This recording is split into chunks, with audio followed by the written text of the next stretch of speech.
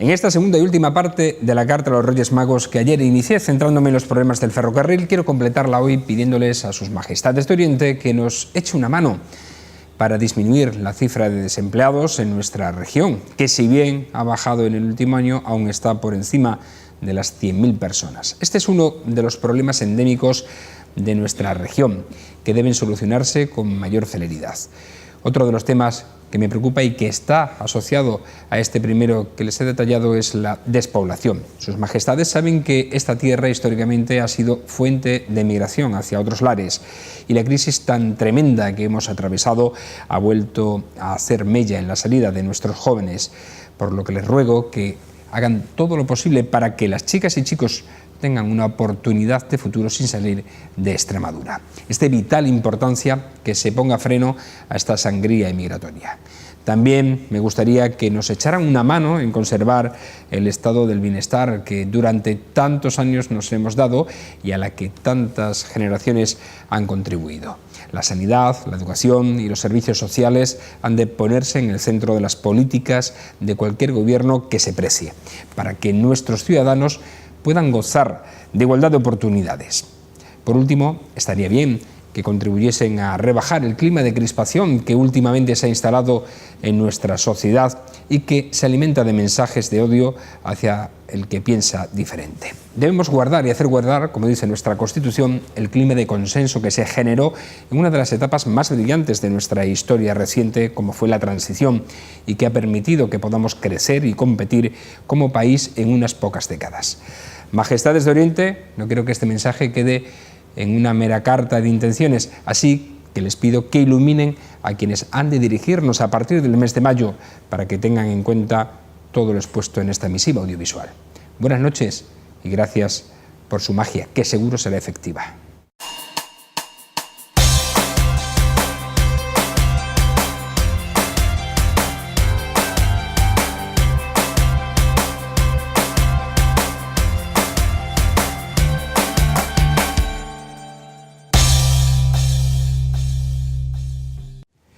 Bienvenidos a esta edición, antes de los Reyes Magos, número 887 de La Picota, con los picoteros de los viernes. Hoy vamos a adentrarnos, a detallarles la actualidad, a analizarla, a diseccionarla y, por supuesto, a opinarla con nuestros habituales. Hoy están con nosotros Abel Hernández. Buenas noches, ¿cómo estás? Buenas noches. ¿Has hecho ya tu carta también en los Reyes Magos? La verdad es que te ha quedado muy bien, es decir, eso es lo primero que tengo que decir. Lo segundo es que ya he hecho mi carta a los Reyes Magos, casi siempre le pido menos de lo que me gustaría, porque lógicamente también esa es una forma de solidaridad y eso he hecho falta en las cartas a los Reyes Magos, porque los niños tienen como principio pedirlo todo, ¿no? Y lógicamente el que haya alguna carta que pida un poco menos, pues también tiene sentido. Muy bien, estupendo. Ana Gavirio, ¿cómo está? Buenas noches. Muy buenas noches. ¿Qué tal? Pues mira, ¿Has hecho también tu carta? Hemos hecho la carta, en muchas cosas coincide con la que tú acabas de hacer, sobre todo en lo del consenso. La rebaja de la crispación y el consenso también se lo pedía a los Reyes Magos y, como dice Abel, un poquito menos de lo que nos gustaría a todos le pedimos. Lo que pasa que, bueno, luego los Reyes son buenos y casi siempre nos traen un poquito más de lo que pedimos, a pesar de que nuestras intenciones de solidaridad. Veremos a ver qué tal se porta. Por cierto, que los he visto esta mañana por ahí, estaban desquiciadísimos todos, sí. Están ahí esperando que les lleguen las últimas cosas por mensajería y tal, y andan bastante desquiciados. Ciertamente, las mensajerías están colapsadas, ¿no? Así que esperemos que todo esté ya, como siempre pasa, afortunadamente, listo y a punto para que mañana se pueda realizar esa cabalgata. Este año no hay riesgo de lluvia, no hay que adelantarla, no hay ningún tipo de problema meteorológico, así que suponemos que se desarrollará a la hora prevista, 5:30 de la tarde, a partir de la urbanización Prointisa, donde nace precisamente esta cabalgata y que discurría por el tradicional itinerario. Pero antes vamos a saludar a Irene Torres. Buenas noches, ¿qué tal? ¿Cómo estás? Buenas noches. ¿Has hecho ya también tu carta? Sí, mi carta es muy sencilla, yo todos los años hago la misma y es que se acaben las desigualdades, y es verdad que es muy ambiciosa porque yo no me he quedado corta, yo creo que me quedan unas cuantas muy a largo plazo, pero bueno, yo hago la carta y yo se la mando a los Reyes, a todo, y a ver si llega. Bueno, pues que así sea, esperemos que así sea, evidentemente. Sí. Yo creo que también tendríamos que pedir algún camellito más, por eso de la despoblación y de la necesidad de población que tenemos en esta tierra. Bueno, esperemos que el camellito no tenga que venir por mensajería, porque entonces sería más complicado. Lo que está claro es que por tren no va a llegar, ¿no? Vale. No, por tren seguro que no. No sé si habéis visto alguno de los memes que han estado circulando a raíz precisamente de los últimos acontecimientos, de las últimas incidencias que se han producido en el ferrocarril extremeño y que mezclan además la Navidad con el tren, ¿no? Con la Navidad y la Semana Santa, incluso. La Semana Santa, ¿no? Incluso, sí, efectivamente. Esta mañana era curioso porque escuchaba en 2 emisoras distintas de radio hablar sobre el meme de los Reyes Magos que llegan el Viernes Santo por venir en tren. ¿Qué tiempos aquellos en los que había aquel anuncio que vuelve a casa por Navidad? Y lógicamente, pues bueno, hacían los turrones ya un poco más. Efectivamente, ese anuncio además sí, pero, venía en un tren. Claro, y por eso, y creo que empezaron a hacer en Castuera los turrones duros por eso, para que no se estropeasen. Para que no se estropeasen. Muy bien, estupendo. Bueno, vamos a hablar de otra cuestión. Comenzamos con la crónica más próxima. Saben ustedes que ayer ya, y se lo comentamos, el Ayuntamiento de la capital extremeña ha presentado pues la plataforma online que se ha puesto en marcha para impulsar la candidatura del Festival de Mérida a la Medalla de Extremadura de 2019. El objetivo es que se sumen todos los sectores de la sociedad a esta iniciativa debido a la importancia que el festival tiene a nivel nacional e internacional. La página en la que se puede firmar o descargar la adhesión para presentarla físicamente es www.medallafestivaldemerida.org. El Consorcio de la Ciudad Monumental ha sido la primera entidad que se ha adherido a esta petición. El Ayuntamiento lidera esta iniciativa tras haberla anunciado el presidente de la Junta de Extremadura en el último Consejo de Capitalidad. Adherirse es muy fácil y se puede hacer de manera online, como hemos dicho, o físicamente, a través de esta página o descargando el documento y presentándolo en el registro del Ayuntamiento. Así que esperemos que sean muchas las peticiones, las adhesiones que se produzcan. Se puede hacer tanto de forma individual, físicamente, como persona o como entidad. Es decir, que se pueden producir de ambas maneras esas adhesiones y esperemos que así salga, para hacerla coincidir precisamente con el 65 aniversario del Festival de Mérida que cumple este año. Abel. Yo estoy absolutamente de acuerdo. Bueno, firmaré, lógicamente, esa adhesión, entre otras cosas porque yo creo que es algo importante para Mérida y pocas cosas habría que, lógicamente, merecieran este premio, independientemente de las gestiones y de cualquier otra cosa, sino sencillamente porque es algo. Bueno, me imagino que en Zafra le darán la medalla a la Feria de Zafra, ¿no? No se la van a dar al Festival de Teatro de Mérida, ¿no? Y ya que nosotros somos tan capitalinos, pues lógicamente ejerzamos como tal. Ana. Pues es que no hay mucho que añadir. Yo creo que es una iniciativa muy loable. Por cierto, que creo que fuiste tú uno de los que la reclamaste aquí el día que estuvimos hablando de los datos del festival, ¿no? Dijiste que, sí, que era necesario y que lo considerabas lógico y oportuno ya que esa medalla de Extremadura llegara al festival. Espero que me den una réplica. Creo que es muy lógico y es muy oportuno, y además de sumarnos todos de manera individual a la iniciativa, sí habría que aprovechar, bueno, pues el trampolín que supone en este caso una televisión, un medio de comunicación, para hacerle llegar a todos los emeritenses que firmen, para animarles. No estaría de más, Fran, que periódicamente se fuera recordando que está esa página web ahí que se puede firmar, porque bueno, esto no es una cosa de hoy para mañana ni de que tengamos un mes, sino que hasta prácticamente finales de julio que no se deciden las medallas de Extremadura, tenemos muchos meses por delante para seguir animando a la gente a que firme. Y decías tú también que podían adherirse las entidades. Creo que sería una muy buena iniciativa que, si las entidades se adhieren, como ha hecho ya el Consorcio de la Ciudad Monumental, también lo hiciera no solamente como entidad, sino todos y cada uno de los trabajadores o de las personas que se relacionan con esa entidad de manera particular, y así, bueno, pues se podría hacer una campaña, una recogida de firmas potente que apoye y que no solamente sea además una cosa de la ciudad de Mérida, sino que sea, bueno, pues de los alrededores y de otras ciudades de Extremadura. Bueno, debe ser evidentemente regional, porque el festival no es solo patrimonio de la ciudad de Mérida, sino que es de toda Extremadura, ¿no? Yo incluso diría que es patrimonio nacional, ¿no? Porque... Es que sería bonito, es decir, terminar el festival, pum, y la entrega sería un broche de oro. Ciertamente. Irene, ¿tú qué opinas? Pues yo creo que es muy necesario. Es cierto que creo que se lleva reclamando mucho tiempo que el festival tenga toda la publicidad que necesita, pero no es solo la publicidad, es también el reconocimiento que le daría esto. Sí es cierto que, bueno, yo siempre he sido un poco crítica con las medallas en general y la organización a la que pertenezco hace unos años ya hizo un proceso participativo para que también se visibilizasen las mujeres, presentamos que hubiese paridad dentro de las medallas. Entonces creemos que como las medallas van cogiendo un reconocimiento y van cogiendo una fuerza que es necesaria, es decir, ya no es algo que se ha quedado dentro de la institución, ya hay varias campañas como esta de Mérida, la que hicimos nosotras también para que algunas mujeres extremeñas tuviesen más reconocimiento, que se les siga dotando de esta participación de la gente, que no sea una cuestión institucional, sino que sea la gente la que sienta suyas las medallas de Extremadura. En este caso nosotras en Mérida, pero bueno, otras poblaciones, otros colectivos que quieran hacer su llamamiento y que quieran ver que las medallas no es una cuestión ya institucional que se le da a los que un grupo de diputados quiere, sino que cada vez se escuchan más las peticiones ciudadanas y que todo el mundo, por ejemplo, que vea hoy la tele puede saber, ostras, pues si firmo aquí está bien y puedo formar parte de algo que impulsa hacia mi ciudad.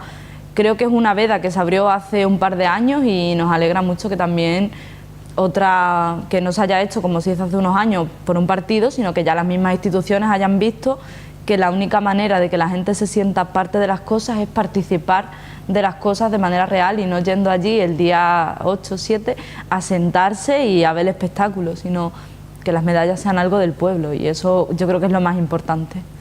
Bueno, pues que sea así, efectivamente. La tradición obliga a ello. Yo creo que se ha esperado mucho, 65 años para reconocer a un festival que ha aportado, como decimos, no solo mucho a la ciudad de Mérida, sino a toda Extremadura. Te advierto que lo de 65 años es la edad de jubilación. Es decir, te lo digo porque lógicamente es curioso que tiene que ver con que ya está consolidado y el hecho de... A mí me da la sensación de que cuando sea medalla de Extremadura el festival, pues me sentaré en las mismas piedras, haré las mismas cosas, pero me sentiré pues mucho mejor, lógicamente. No va a ser muy distinto, ¿no? Realmente lo que estás dando es un reconocimiento institucional y, como tú decías antes, un reconocimiento institucional a toda una trayectoria que es probablemente de las más importantes, bueno, de teatros al aire libre en España es la más importante y a nivel mundial casi te diría que casi habrá muy pocos que... Y bueno, luego respecto de la cultura en general también es una de las trayectorias más importantes y hay que mantenerla de una manera. Irene, tú estarás de acuerdo, ¿no? Que ahí tenemos a Margarita Sirgu, la primera mujer, ¿no? Y lógicamente, bueno, pues casi ganamos todos, ¿no? Sí, le tenemos que dar como más publicidad también, ¿no? Sí. Que está, creo que solo la gente de Mérida lo conocemos, como está ahí como escondidico, pero le podríamos dar incluso más ganas, estoy de acuerdo en visibilizarlo. De todas maneras, hay bastante más gente de lo que nosotros nos pensamos que sabe que esa señora que hay allí es doña Margarita Sirgu, ¿eh? Sí, es muy curioso cuando sales en las noches de verano de ver una obra, como la gente... No, espérate que vamos a hacer una foto a la Sirgu. A mí me ha sorprendido para bien salir del teatro una noche de esas de verano y que la gente se pare a hacerse la foto delante de... ¿Pero tenéis la foto hecha? Yo sí la tengo. Yo sí la tengo. Oye, pero además es muy bonito el hecho de que el festival se asocia a un nombre de mujer, ¿no? Y a una mujer, ¿no? Y también estuvieron aquella fecha famosa del año, pues estuvieron personalidades de la literatura, hombre, de Unamuno. Yo cada vez que doy clase de la generación del 98 empiezo hablando de Unamuno y de Mérida, ¿no? Lógicamente, a pesar de que estuvo en muchos otros sitios, pero empiezo por ahí. Bueno, y puestos a pedir que la próxima medalla sea para el Festival Grecolatino, que también nos hace Mérida, ya que nos vamos a pedir a lo grande. Bueno, hay muchas cosas ahí pendientes, ¿eh? Entre ellas también el reconocimiento, efectivamente, como tú dices, a ese festival escolar que llena cada mes de mayo la ciudad de chicos. Un reconocimiento y también, ¿sí? Sí, siendo Cecilio director, ya recibió la medalla de Extremadura. Sí. La tiene entonces. Sí, yo creo que sí. Y además tiene otra a nivel nacional, ¿verdad? Otro reconocimiento también a nivel pero nacional. el Festival de Teatro Grecolatino ya recibió su... Bueno, ya solo nos queda el carnaval. Entonces, para que sea declarado de interés turístico regional. Poquito, ahí tendríamos un debate. Y emerita lúdica también. La emerita lúdica también, sí. Eso más nuestro. Sí, si cabe sí, efectivamente. Bueno, vamos a hablar de empleo porque la región extremeña ha cerrado el año 2018 con 101.500 parados, 9.800 menos que en 2017, lo que supone un 8,84% menos. Es el segundo descenso más acusado del país. En la variación mensual, diciembre finalizó con 2.500 desempleados menos que en noviembre, un 2,4%, según los datos publicados por el Ministerio de Trabajo. En cuanto a la afiliación a la Seguridad Social, la comunidad acabó el año con 9.640 afiliados más, alcanzando la cifra total de 394.000, lo que supone un crecimiento del 2,4% respecto a 2017. En Mérida se cerró 2018 con 604 desempleados menos que en 2017, un 8,77% menos. La cifra total asciende a 6.277 personas. Respecto al mes anterior, en diciembre bajó en 215 parados, un 3,31%. El presidente de la Junta de Extremadura, Guillermo Fernández Vara, ha advertido que no se debe cantar victoria por el descenso del desempleo en 2018 en esta cantidad de 9.800 personas y ha pedido que nadie toque las palmas porque, dice, hay mucha gente sin empleo y pasándolo mal, asegurando que la mejora del empleo es su responsabilidad y que no va a caer en la autocomplacencia. Por su parte, el director general de Empleo, Javier Luna, ha señalado que el pasado año se ha incrementado la contratación indefinida en un 10,26%, una cifra significativa. También ha señalado que el desempleo tiene como protagonistas a la mujer, a los menores de 30 años, a los mayores de 45 años y a los parados de larga duración. Irene. Pues es verdad que no hay que conformarse y además no solo hay que poner soluciones, sino que hay que paliar la situación actual que hay, es decir, tienen que poner tienen que regular de manera eficiente, como ya se ha presentado, los subsidios para que mientras tanto las personas estén con una cobertura real, cosa que en muchos casos nos encontramos, por desgracia, que no es así. Y es verdad que no hay que caer en la autocomplacencia porque 48.000 de estos contratos han sido temporales, de los firmados en diciembre. Entonces eso ya nos hace ver que el empleo realmente no es un empleo estable, es decir, bueno, está presentado, hay más empleo, está bien, las cifras quedan muy bien, pero son empleos que realmente son contratos temporales, son contratos precarios, son contratos en muchos casos por hora y son de gente que al final no cubre sus necesidades básicas a final de mes. Entonces creo que, bueno, podemos seguir hablando del tema y también porque intervengan otras compañeras, pero creo que lo que hay que hacer es unos proyectos integrales para la región y lo que hemos hablado en casi todas las tertulias a las que venimos, que la transformación se haga en Extremadura y cosas que nos parecen tan evidentes pero que nunca se hacen, que cuesta un poco entender por qué nos atrae ese tipo de sector y queremos atraer a Castilblanco y a macrocasinos y a ese tipo de empleo que realmente lo único que genera son empleos precarios para un sector de la población, el sector servicio, y no un empleo que pueda hacer agricultura, ganadería, transformación como el producto que tiene realmente nuestra Extremadura y que hay que explotarlo, pero de una manera consciente y de una manera respetando nuestro entorno, porque es importante también que en estos proyectos se respete el entorno, pero eso no se está cumpliendo. No sabemos a qué están esperando los diferentes gobiernos para hacer una cosa tan obvia como utilizar los recursos de Extremadura para mejorar Extremadura. Ana, ¿tú qué opinas?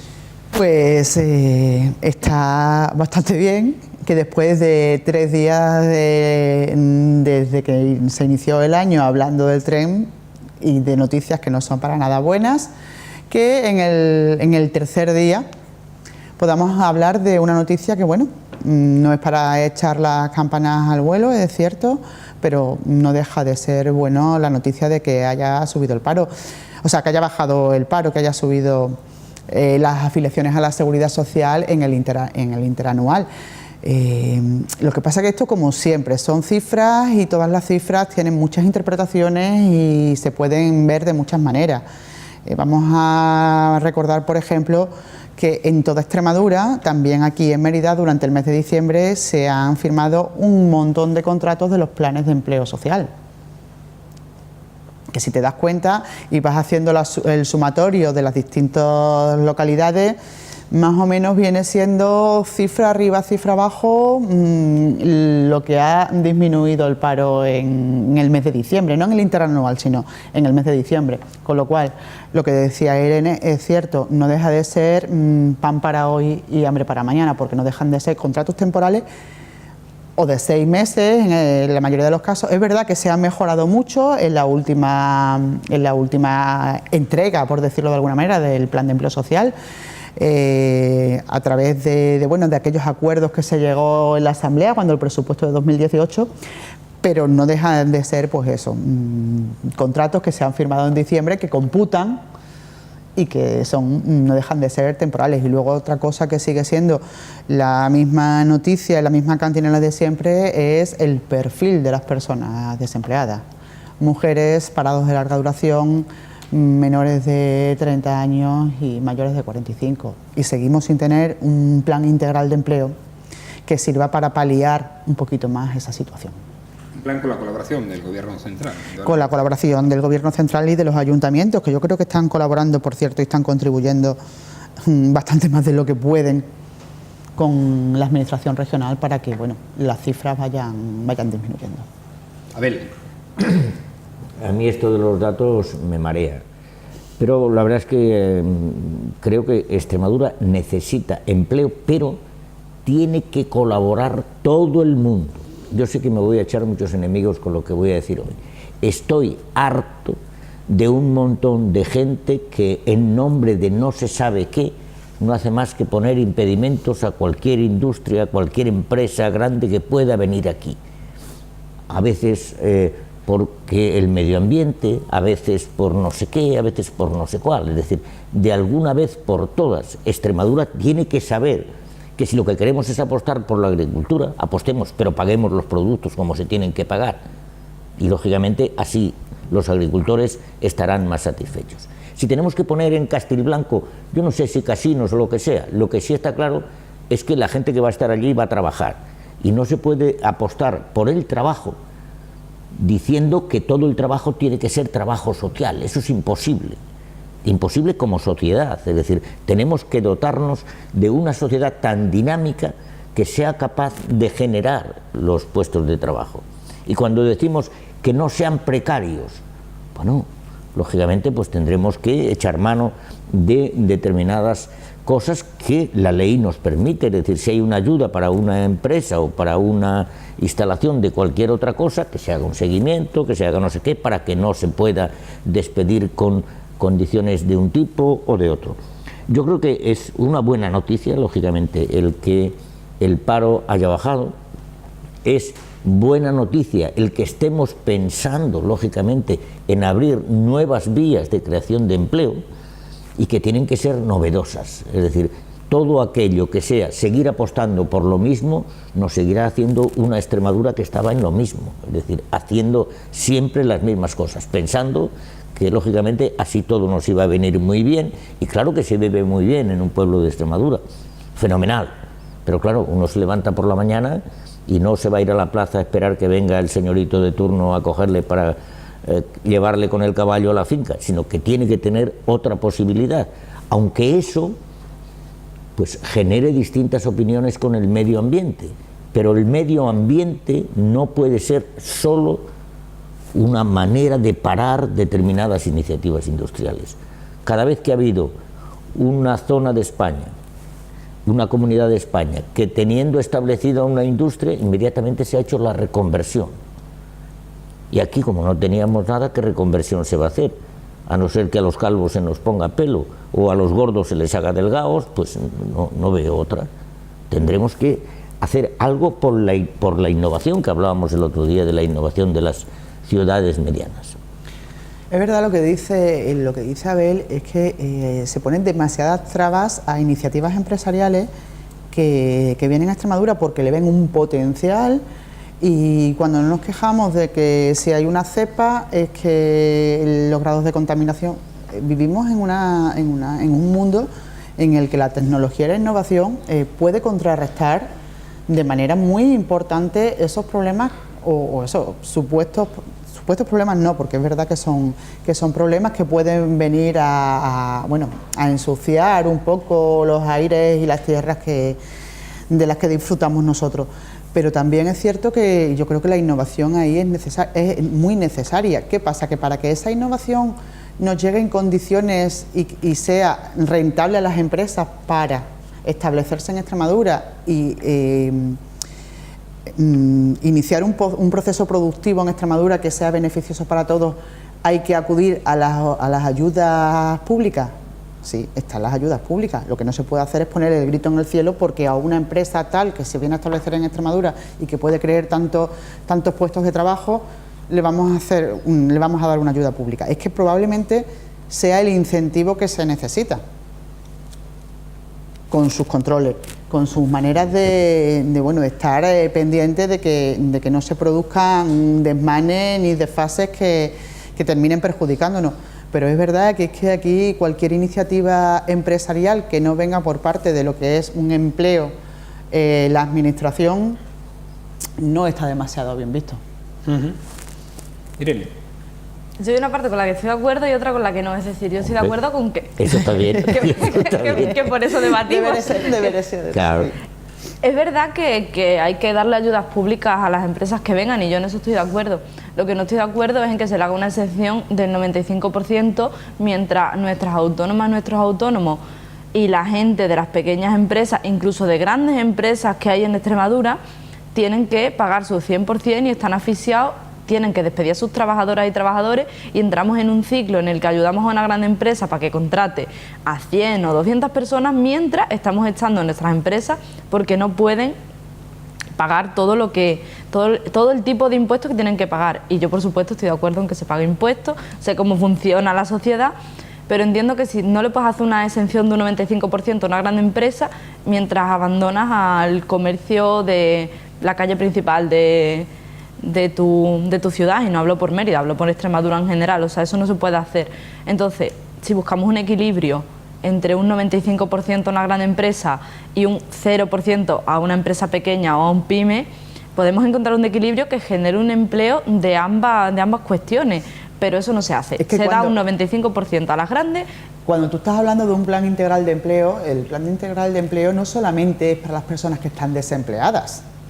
O sea, tiene que contener unas medidas para los empleadores, sean grandes empresas, sean medianas empresas o sean autónomos.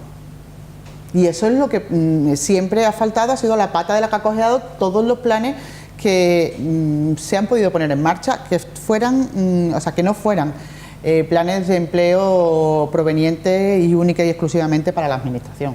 Yo creo que ese es uno de los grandes retos que tiene que poner sobre la mesa un plan de empleo integral. Y coordinado con otras administraciones. Coordinado con otras administraciones y con las empresas que ya están establecidas en Extremadura. Es que no se puede hacer un plan de empleo teniendo en cuenta solamente a los desempleados, las necesidades de los desempleados. Sí, por supuesto, porque son los primeros, son el objetivo. Pero es que tampoco puede pagar un plan de empleo siempre la administración. Es que mamá administración, la tetita se seca. Sí, estamos Entonces habrá que contar con la empresa y con eso nos ha contado que realmente muy pocas veces. Debe de haber un equilibrio, está claro. Es decir, claro. Yo conozco a desempleados que lo pasan mal y nunca ninguno me ha contestado. Esperaba que alguno lo hiciera. ¿Cómo te va? Y siempre esperaba una respuesta. No tengo trabajo, lo estamos pasando en casa mal, pero respiro muy bien. Nunca me dijeron eso. Me dijeron que tenían problemas de respiración porque no podían afrontar el llevar a sus familias. Es decir, por eso cuando hablamos tanto de aire limpio, aire puro, pues tenemos que ese aire limpio, yo siempre he dicho que nos lo tienen que pagar los de fuera, todos aquellos que vienen a respirar y se van sanos de aquí, que paguen algo, ¿no? No va a ser que tengamos una Extremadura tremendamente, digamos, con el aire más limpio del mundo, pero no sé si, además, sobre todo cuando sabemos que hay empresas que lógicamente son las competencias, de la competencia de algunas que se quieren poner aquí. Fijaos con lo de la azucarera hace muy poco. Es decir, sale un señor diciendo tal, y cuando te enteras que el señor que sale a hablar lo que es miembro de otra azucarera, no quiere decir que lo que está diciendo es su propio interés. Con el mismo apellido que todos los demás. Como todos los demás, claro, y eso, lógicamente, no debemos caer los extremeños, creo yo, en ese pensar que todo el mundo te dice las cosas así, porque a ver, yo creo que todos estamos de acuerdo en que queremos un aire limpio, que los pájaros vivan fenomenalmente, pero yo iba a cazar tordos cuando era pequeño, muchacho, y no me pasaba nada, ni me sentía mal, es decir, hasta me acostaba con los tordos y no pasaba ni tampoco nada, ¿no? Es decir, de todas maneras, es que yo creo que somos un poquito acomplejados. Por eso digo, en claro, esta tierra. Claro. O sea, hay cosas que están haciendo en otras regiones, en otros países de Europa, que les está dando unos resultados tremendos de rehabilitación en ciudades, de movilización de tejidos industriales, comerciales y de empleados, y aquí no los ponemos en marcha, pues porque, ¿qué van a decir? O sea,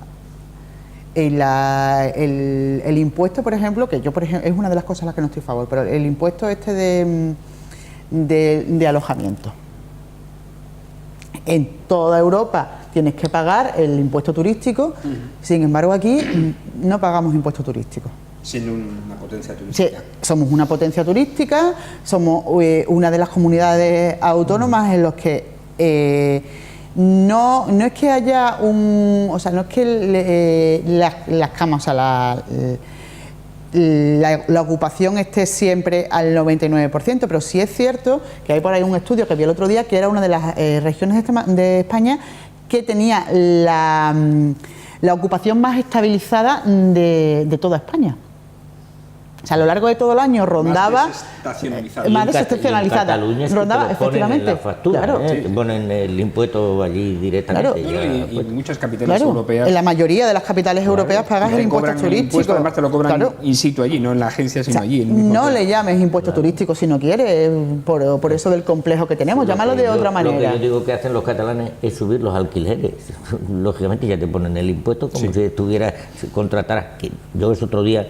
Sí que me gustaría que habláramos de los alquileres, me parece que es una cosa que en este país que falta, que tenemos, que no puede ser, que la gente está, si todo el mundo dice en la Constitución o decimos en la Constitución que tiene derecho a una vivienda digna y ya no tenemos derecho ni a un alquiler digno. Y que parece ahora que eso se va a regular, ¿no? Pero los alquileres altos. Pero que se regule. ¿A qué hace falta? Que haya otra burbuja inmobiliaria hay para viviendas vacías, sin embargo no baja el precio de los alquileres. Pero claro, antes era la ilusión de una persona joven era comprarse una vivienda, ¿no? Tener una vivienda. Y ahora es tener un piso en alquiler, que no te puedan subir cada X tiempo y digan tanto, es que un piso, tú lo has dicho. Bueno, un piso, no una chocita. Es impensable, es decir, conozco a personas que están viviendo, unos señores que tienen un chalet, y el zulo de abajo, desde donde está la cochera, eso lo habilitan como vivienda, 400 y 500 euros, y bueno, podemos dar datos. Aquí en Extremadura. Pero por eso te digo también que aquí, sí, porque yo sé que eso en Madrid y en Barcelona es una práctica habitual. También aquí y por lo tanto tiene que haber una ley que regule eso, que no hay tanto miedo, no debe haber tanto miedo a eso. Un inicio de ley se presentó en el Congreso, pero se tumbó, así que ahora hay que empezar otra vez. El problema muchas veces de estos dimes y diretes políticos es que, pues como la has presentado tú, ahora yo no la quiero presentar la mía, como tú has presentado una, tiene que esperar X tiempo, porque esa ley ya se presentó, es decir, la ley para regular el precio de los alquileres se presentó hace 5 meses, creo, o 6, y se tumbó, además hubo luego el cambio de gobierno, tal. Nuestras jóvenes y nuestros mayores son los que están sufriendo eso, porque hay gente que se quiere ir a buscar trabajo fuera y no se va porque no puede pagar el precio de alquiler, pero tampoco pueden vivir aquí. Entonces estamos condenados. ¿Para qué queremos yo es que soy tremendamente duro con la Constitución, es decir, me parece una castaña lo que hicimos, es decir, por encima de todas las cosas que se digan, hicimos 2 cámaras, el Congreso y el Senado, que solo vale para tumbar una de las cosas que hace la otra, ¿no? Es decir, entonces, ¿cómo hacemos 2 cosas con el doble de señores trabajando en esas cámaras? si solamente valen Pero para parar, es que somos como los americanos.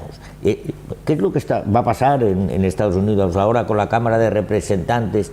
Y la Cámara, que va a parar todo. Va a parar todo, y es un país sin... Bueno, aquí afortunadamente eso no sucede, no se para la administración. Bueno, aquí porque tenemos muchas más administraciones, pero en el momento en el que se empiece a decir... que se para y los señores funcionarios se tienen que ir a su casa sin cobrar. Pero hay señores hasta que vuelva a abrirse otra vez la administración. Hay señores que dicen aquí que se acabe con el Estado de las autonomías, ¿no? Y por lo tanto, si se acaba con el Estado de las autonomías, pues... Eso es imposible. Bueno... O sea, se podrán regular las competencias de manera distinta, pero las autonomías, yo creo que es un... Yo creo que ya no. Tal y como estamos en el punto en el que estamos, pero, yo creo que la gente lo tiene que decir con los votos. Y hay que decirlo también, porque no de otra manera, con los votos. A Extremadura ha venido bien la autonomía. Ha crecido en los últimos 40 años menos que quizás otras regiones, o no estamos en el mismo nivel que otras regiones, pero ha crecido más que los 40 años antes de la democracia, en estos últimos 40 años, y eso es gracias también al estatuto, a la autonomía, ¿no? Y a poder gestionar los recursos de forma propia. Oye, tenemos que hablar de otra cuestión, yo sé que este es apasionante, tenemos que hablar de eso de los alquileres, es cierto, porque es un mundo en el que hay muchos problemas y que sirve también para fijar población, como tú has dicho. Claro. Indudablemente una política de alquileres, una política de vivienda interesante. Vamos a hablar de La Manada, porque la decisión de mantener en libertad provisional a los miembros de La Manada por parte de la sección segunda de la Audiencia Provincial de Navarra ha abierto de nuevo el debate en torno al sistema judicial, pese a que es una práctica común que los condenados sin sentencia firme estén en la calle a los 2 años. Políticas, juristas, feministas, abogadas y diversos colectivos manifiestan su indignación ante el nuevo fallo judicial de un tribunal que lleva más de 2 años en el centro de la polémica por sus decisiones sobre el caso de los 5 hombres que abusaron sexualmente de una joven de 18 años en la primera noche de San Fermín de 2016.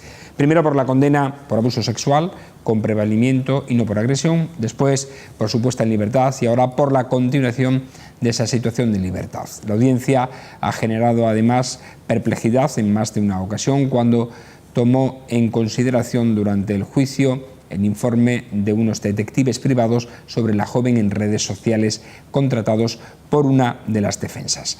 Lamentable. Ana. Pues sí, tú lo has dicho, bastante lamentable.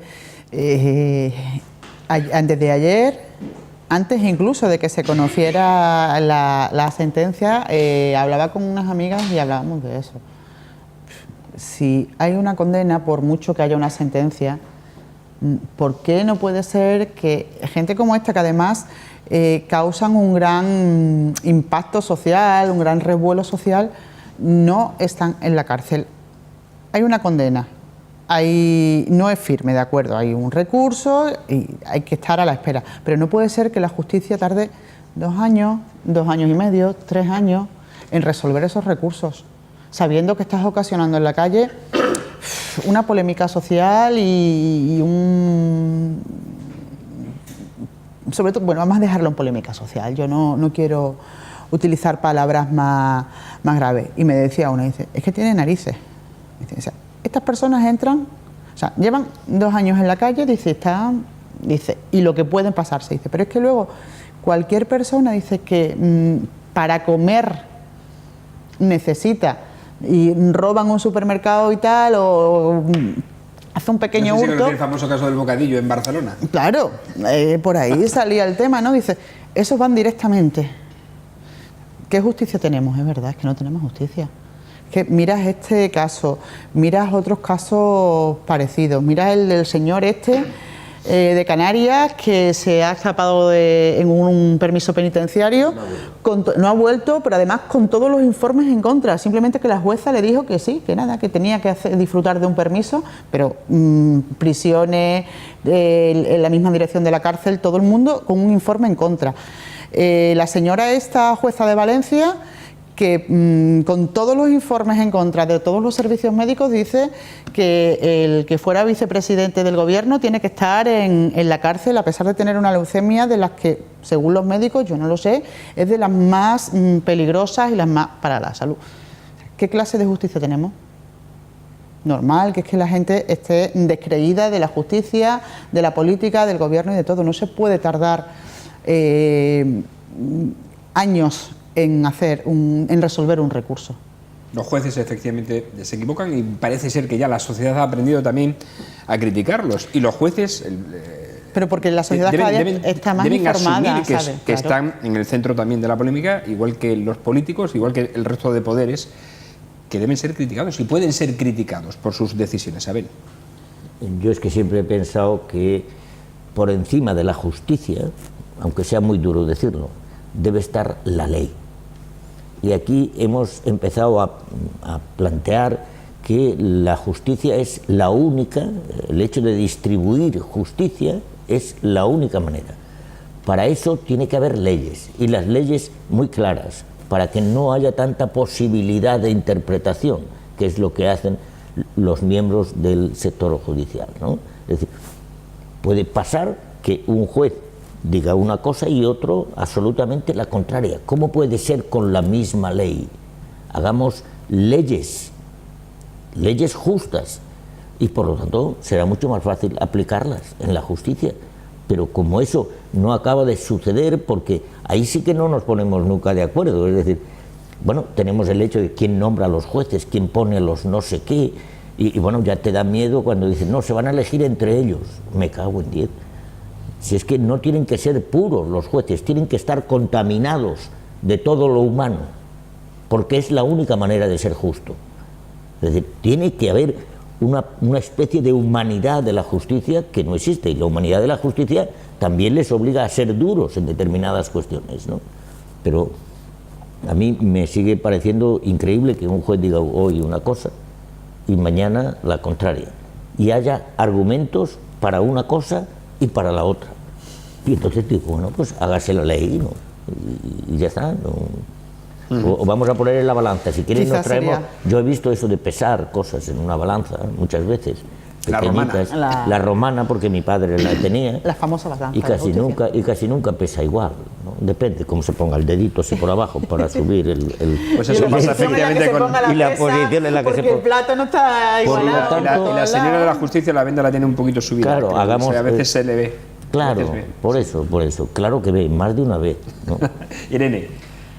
Hay muchos casos que son una vergüenza, pero este se lleva la palma en lo socialmente además conocido. Hay un vídeo que demuestra que es una agresión, hay una condena que demuestra que es una agresión, hay una sociedad que además ha dicho nos hemos cansado de que siempre sufran las consecuencias las mismas personas. Es decir, todo apunta a un camino y estas personas, bueno, estos hombres están en la calle, o sea, están en la calle paseándose por Sevilla con una impunidad que lo que hace es que la sociedad haga aplicaciones para salir a correr juntas. No, ese señor, esos señores, esas personas, lo que sea, tienen que estar en la cárcel. No tengo que tener yo una aplicación para salir a correr. Hay algunos que incluso tienen club de fans. El Prenda tiene un club de fans. O sea, que su conducta sirva para que otros le premien, eso es una aberración, pero es lo que decía Abel, si no tenemos una ley clara y concisa como mínimo, que no dé lugar a las interpretaciones, pues... Y además, bueno, es verdad que hace poquito, y yo en este sentido sí que me salgo un poco, o sea, hace poquito el gobierno aprobó un cambio de decreto de abuso, agresión, lo cual lo aplaudo, y en ese sentido no tengo más que aplaudir que poco a poco el gobierno vaya legislando, aunque esto tiene que ser una ley, porque un decreto no es, pero es un pequeño paso que no vale si no se acompaña todo lo demás, pero es un pequeño paso. Además hay muchas cosas que se llevan reivindicando años no solo con respecto al sistema judicial, que entran muchas cosas, sino con respecto a este caso concreto, ¿no? Y a casos muy similares, que es la formación en violencia de género a los jueces, y muchas, por ejemplo, estamos en el 2019, parece que se pone el contador a cero, es un poco absurdo, pero parece que se pone el contador a cero, y el día 3 nos encontramos con que han asesinado a una mujer en su casa, el día 3 nos encontramos con que un hombre le ha dado un rodillazo a una mujer en la barriga y la ha secuestrado durante 12 horas y que resulta que era su pareja, con que en Nochevieja hombre de 17 años violó a una mujer de 15, nos hemos encontrado con todo eso. Lo digo porque parece que ponemos el contador a cero. Han quedado las agresiones. Y bueno, la de la escoba es muy significativa. La agresión de la escoba, bueno, es que es tan larga la lista que es verdad que en 3 días, porque por eso he puesto el ejemplo del día cero, porque en 3 días hemos vivido esto. Y aún la sociedad diciendo, oye, en 3 días hemos vivido esto. Estas personas están en la calle. Es increíble que no haya habido una respuesta masiva, no solo por parte de las mujeres, sino por parte de la sociedad, ante que estas personas estén en la calle, porque la justicia se puede equivocar y la justicia se ha equivocado. Bueno, ¿y qué os parece que este tema de la violencia de género sea moneda de cambio en pactos políticos? Lógicamente, ya lo decía antes, vamos, lo decía sin decirlo, de alguna manera, es decir, yo creo que el hecho de que alguien plantee para llegar a un acuerdo de gobierno entre grupos políticos, es decir, no tienen que entrar, entiendo yo, cosas de determinado calado, es decir, porque allá ellos, ¿no? Bueno, por principio, es decir, cuando tú haces unas elecciones y algunos grupos dicen, lo único que quiero es quitar al que está, es decir, quiere decir que usted se descalifica, no quiere hacer absolutamente nada distinto y por lo tanto tienen que buscarse ahora una serie de cosas para decir que sí, para decir que no. A mí me parece que el hecho de cambiar determinadas leyes o determinados planteamientos como estos, bueno, pues hacen que nos demos cuenta de lo que es un partido político que no es ningún partido político al uso, sino lógicamente intentando socavar determinadas bases sociales importantes. Yo espero y deseo que no solamente no lo contemplen ni PP ni Ciudadanos, sino que no se pueda, o sea, que no se lo planteen, vamos, cambiar una ley como la de violencia de género, entre otras cosas porque una ley de violencia de género, bueno, es que debe de haber un consenso entre todos, no solamente porque estos señores quieran, pues, mire, si vamos a elecciones, vamos a elecciones, pero por ahí, desde luego, yo no pasaría. Yo creo que no van a pasar porque, como dice Ana, por ahí no pasaría nadie con sentido común. Además, que esto demuestra que este grupo político quiera cambiar esa ley, demuestra que tienen algo que ocultar, porque nadie que no tenga nada que ocultar le tendría miedo a la ley de violencia de género, porque si hay una denuncia falsa, esa denuncia va a ser condenada, que además con el 0,007%, pero además en el caso de pillarse una denuncia falsa, la persona que la ha puesto es condenada. Entonces, es decir, si tú tienes algo que temer a esa ley, si tú como grupo político, como hombre o como persona tienes algo que temer a esa ley, es porque tú irrumpirías en algo que esa ley decreta y que esa ley regula.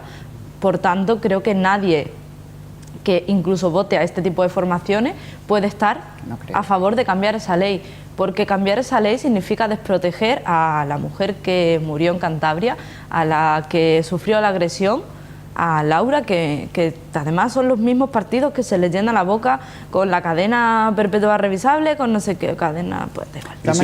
Prisión permanente revisable. Son los mismos partidos a los que se les llena la boca con eso, cuando realmente luego están a favor de cambiar la ley, que realmente si se aplicase sí podría, no sé, es un poco, a mí me resulta un poco bochornoso que este tema se haya puesto ni siquiera encima de la mesa en Andalucía, porque es que no, o sea, es un consenso de la sociedad hace tantos años que llegue alguien a decir vamos a quitar esta ley o a no dotarla. Una ley no vale de nada si no la dotas de presupuesto. Si tú le quitas el presupuesto a esta ley, estás invalidando una ley. Lo último que hemos conocido hoy es que el Partido Popular ofrece a Vox dotar también de ayudas, no eliminar la de las mujeres, pero sí dotar ayudas también a hombres que sufran violencia doméstica. Vox aplaude esta medida y ha rebajado, parece ser que su órdago.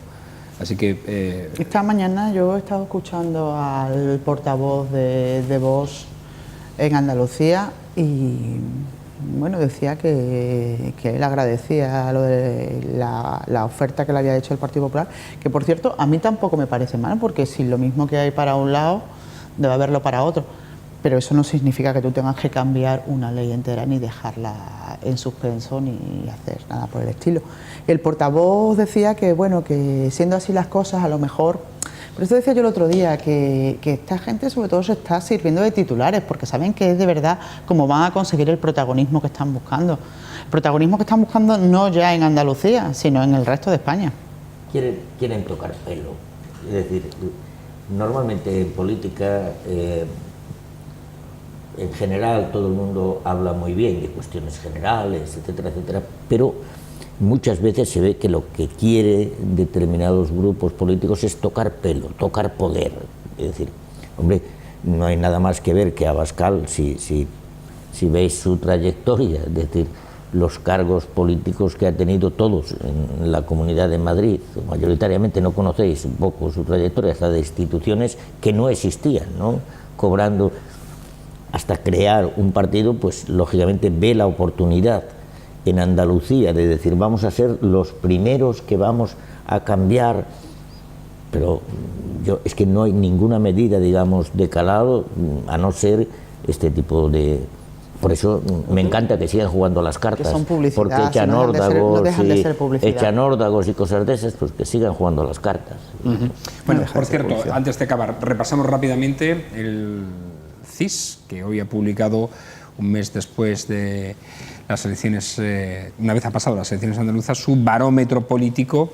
Según el CIS, el PSOE bajaría 2,3 puntos respecto al mismo barómetro del mes de noviembre, pasaría, ahora mismo tendría el 28,9%, el Partido Popular mantiene su porcentaje de votación, 19,1%, al igual que en el mes de noviembre.